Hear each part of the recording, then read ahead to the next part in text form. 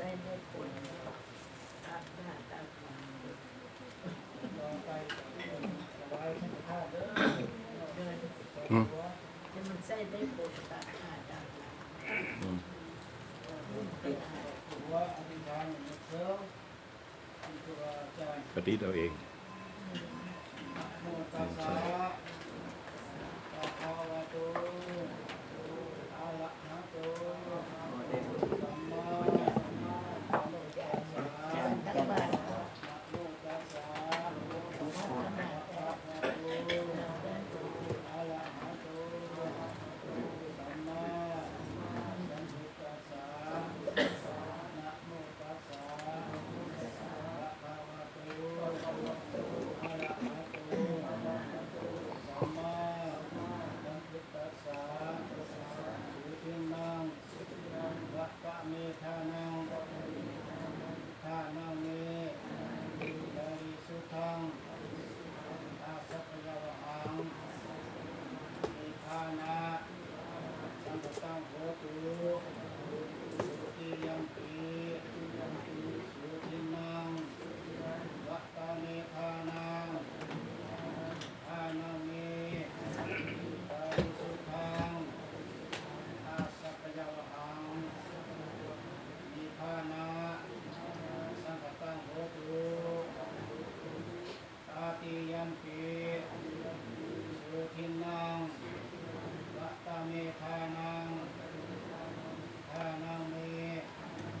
บริสุทธังอาสัพพยาวหังนิพพานะสัมปตังโหตุอนัปเตกาเรอิมัสสมิงทานิอิมานิปิณฑปตานิภัตตานิสาปริวารานิยุสังคัจฉาโอโมสิญามาสาธุโลภันเตภิกขุสังโฆอิมานิปิณฑปตานิ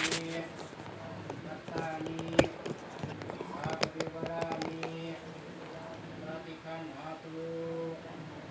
อัมหากังเยวะ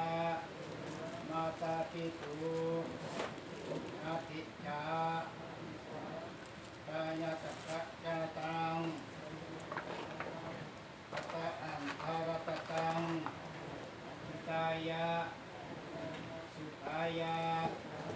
ข้าแต่พระสงฆ์ผู้เจริญพวกข้าน้อยทั้งหลายไม่มีญาเมสิริพันธ์กินตะวงครอบครัวนั่งรัตวันเมืองครอบครัวนั่งรัตวันนอสวรรค์ครอบครัวนั่งวิมา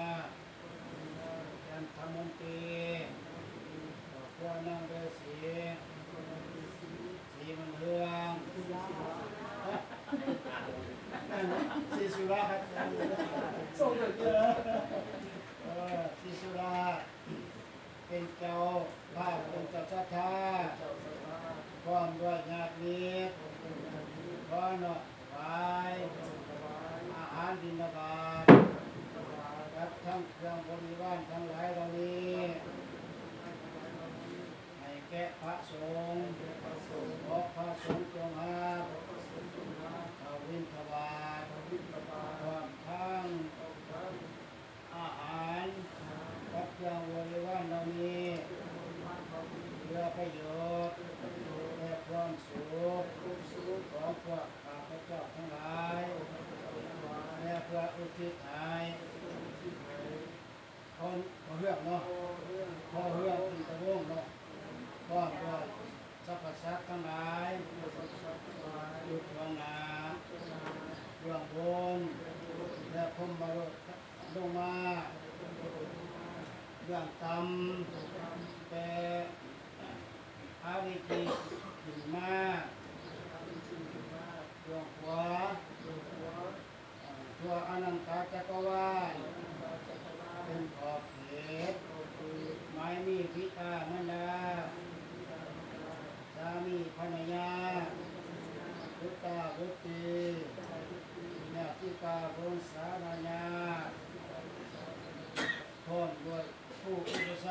ณเป็นตน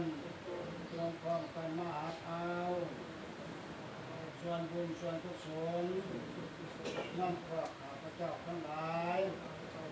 เหมือนดังตนได้กระทำเองนั่นเถิดอีกประการหนึ่งขอเชิญเทวราชเจ้าทั้งหลายจงนำไปบอกแก่สรรพสัตว์ทั้งหลายที่เขาบ่ฮู้และมาหักเอาบ่ได้ผู้ใดตกทุกข์ขอให้พ้นจากทุกข์ผู้ใดถึงสุขแล้วขอให้สุขยิ่งขึ้นไปจากต่อเต้าเข้าสู่อนาคตกาเลสาธุสาธุอนุโมทามิ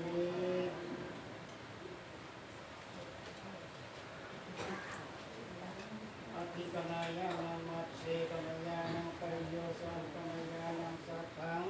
พยัญชนะเทวราภินังปุถุธังพรหมจาริยังปกาสิทาโนอุปาสะอาราธนังกโรมา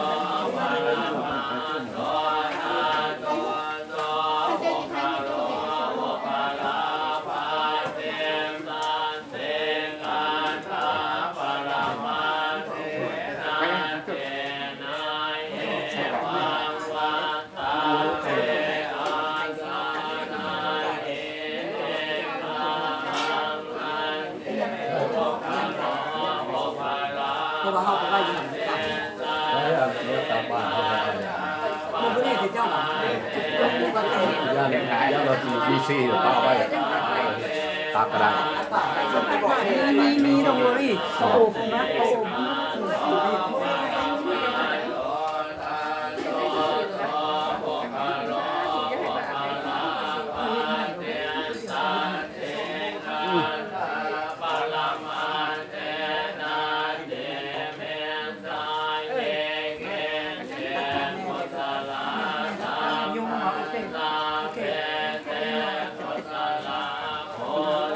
เข่าเลยจูมีแล้วเข่า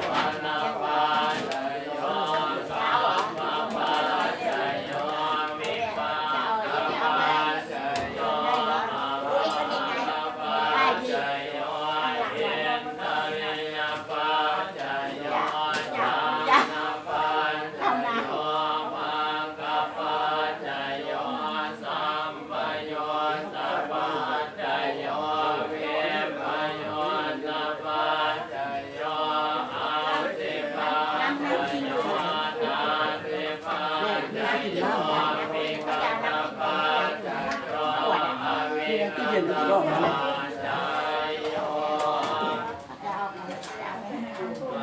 เอากินหรือเอายา ขวดเอาไปให้เขา เอากินหรือเอายาเอาไปอีกเอา เอามาอีกจะไปแจกน่าจะส่งมาใหญ่นี่เลยจะเอาไปกิน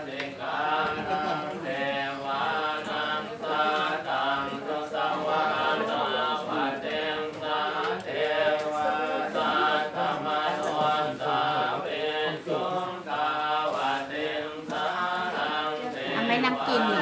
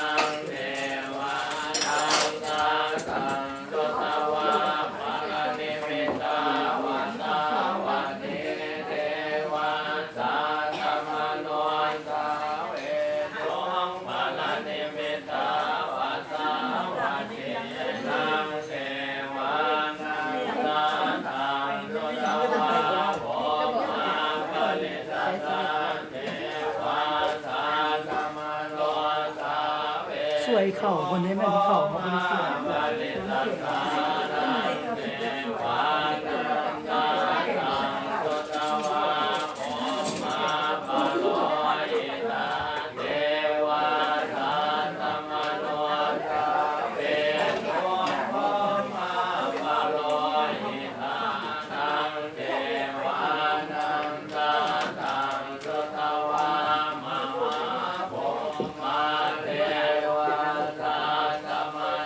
ส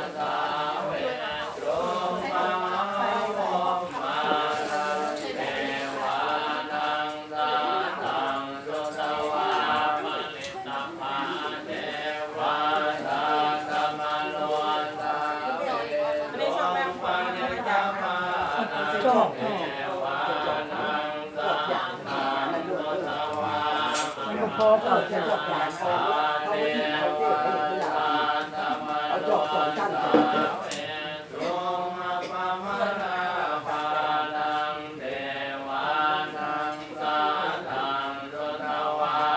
มันชื่อเราตัดมาได้เหรอ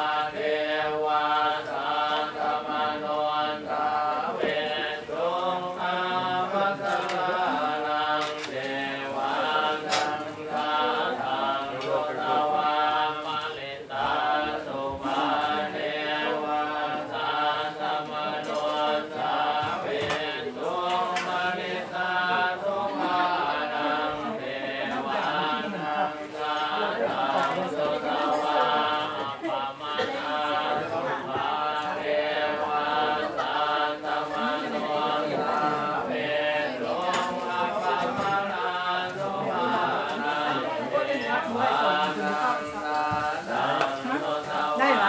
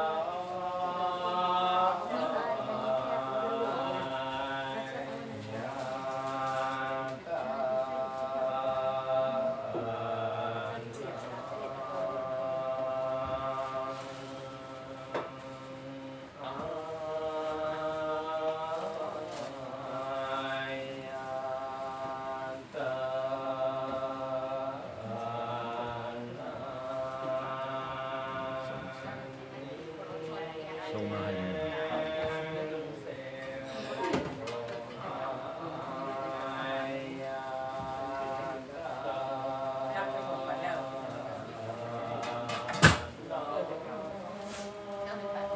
วันนี้เรียนแบบคอนเนคกันอยู่คอนเนคกันอย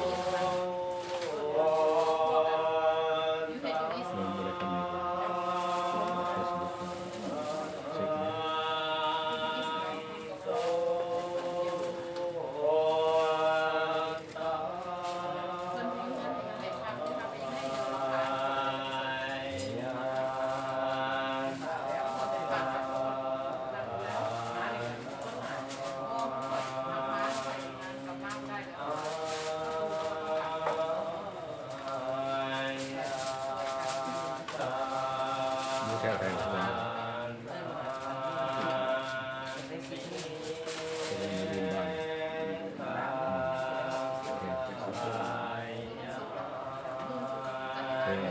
ราได้ไปดูบ้านก็คิดไปดูบ้านแกก็ดีนะจ๊ะ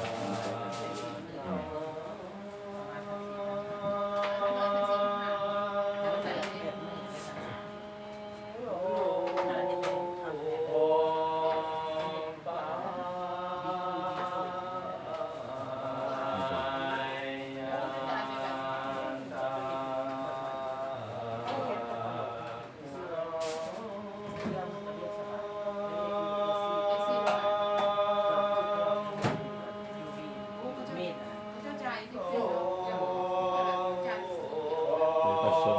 การเรียนรู้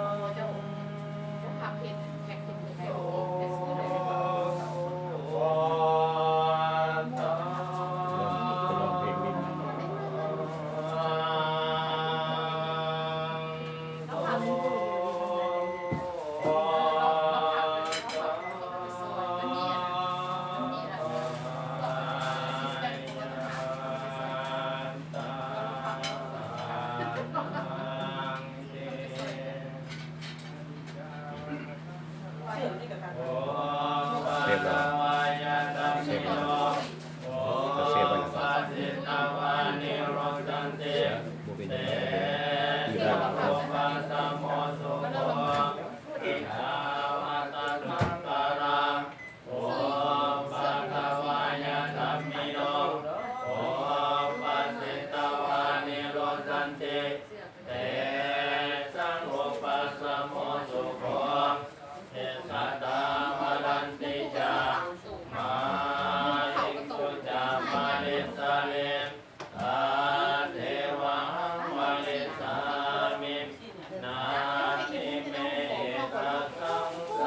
อยู่ได้แล้ว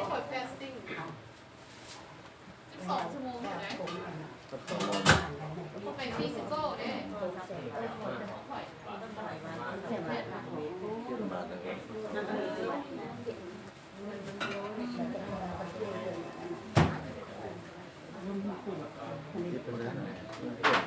ยึดเขตซอยอะไร